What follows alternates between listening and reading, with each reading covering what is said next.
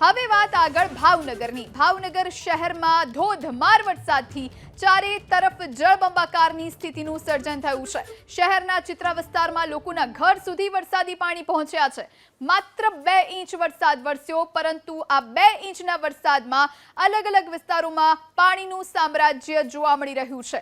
દર વર્ષે મહાનગરપાલિકા પ્રી મોન્સૂનના દાવા કરીને લાખો રૂપિયા પાણીમાં નાખે છે, તેમ છતાં હજુ પણ શેરીઓમાં પાણી ભરાયેલા નજરે પડે છે। ચિત્રા વિસ્તારમાં આવેલા બેંક કોલોનીના લોકોને પાણીમાંથી પસાર થવા માટે મજબૂર થવું પડ્યું છે। કુંભારવાડા વિસ્તારમાં ગોઠણસમાં પાણી ભરાયા છે। ભાવનગર શહેરના અલગ અલગ વિસ્તારોમાં વરસાદી પાણી ભરાયેલા છે। આ વિશે વધુ જાણકારી માટે સંવાદદાતા પાર્થ ફોન લાઈન પર જોડાયા છે। પાર્થ, ભાવનગર શહેરમાં ધોધમાર વરસાદ, કયા કયા વિસ્તારોમાં પાણી ભરાયા છે, સ્થાનિકોને કેટલી હાલાકી?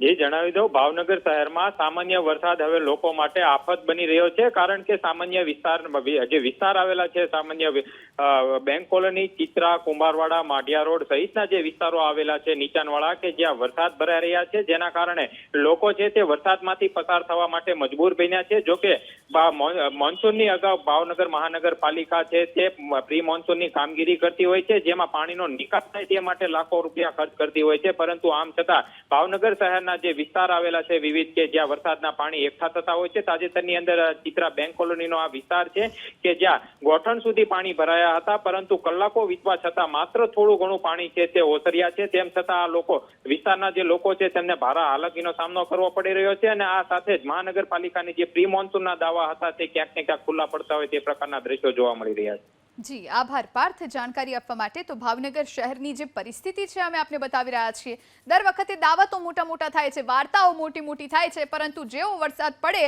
2 ઇંચ જેટલા વરસાદમાં જ શહેરની હાલત બદતર થઈ જાય છે। વાત હવે અંકલેશ્વરની કરીએ। ભરૂચના અંકલેશ્વર નજીક હાઈવે પર ફરી એકવાર ટ્રાફિક જામની સમસ્યા સર્જાઈ છે। સુરત તરફ જતી લેન પર 4 થી 5 કિલોમીટર લાંબો ટ્રાફિક જામ જોવા મળી રહ્યો છે। વરસાદના કારણે બિસ્માર માર્ગ અને વાલિયા ચોકડી નજીક આમલ ખાડીનો બ્રિજ સાંકડો હોવાથી આ સમસ્યાનું સર્જન થયું છે। તો અંકલેશ્વર નજીક હાઈવે પર ફરી એકવાર ટ્રાફિક જામની પરિસ્થિતિ છે। આપ દ્રશ્યો જોઈ રહ્યા છો। 4 થી 5 કિલોમીટર લાંબો ટ્રાફિક જામ છે। વાહન ચાલકોને મુશ્કેલી વેઠવાનો વારો આવી રહ્યો છે, કારણ કે સુરત તરફ જતી લેન પર 4 થી 5 કિલોમીટર લાંબો ટ્રાફિક જામ સર્જાયો છે। વરસાદના કારણે એક તો રોડ રસ્તા બિસ્માર બન્યા છે, જેના કારણે સાચવીને અકસ્માતના ભય હેઠળ જવું પડી રહ્યું છે, અને બીજી તરફ વરસાદના કારણે વાલિયા ચોકડી નજીક આમલ ખાડીનો બ્રિજ સાંકડો હોવાથી પણ આ સમસ્યા સર્જાઈ। તો ઉપરવાસ